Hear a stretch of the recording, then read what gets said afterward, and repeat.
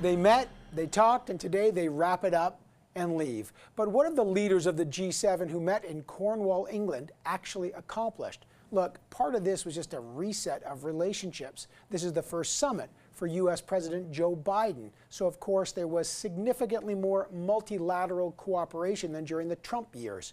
But COVID still topped the agenda. The G7 pledged to give 1 billion vaccines to the rest of the world, with Canada promising to donate 100 million.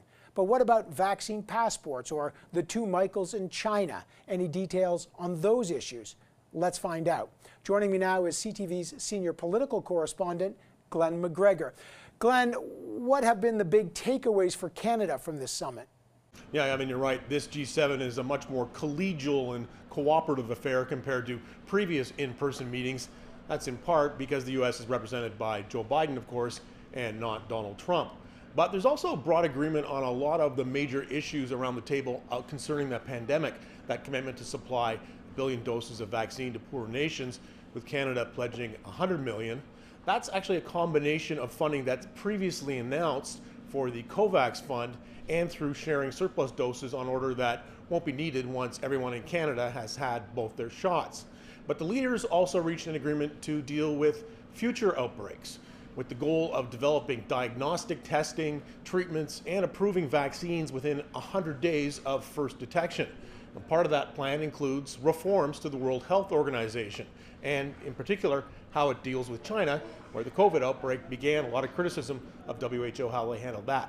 China's detention of 2 Canadians was also discussed by leaders today, and in a brief one-on-one chat between Trudeau and U.S. President Joe Biden.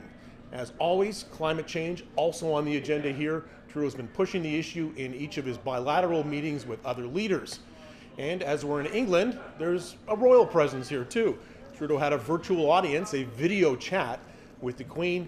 He brought her up to speed on a couple of issues, domestic issues, including the ongoing process to choose a new Governor General, of course, her representative in Canada.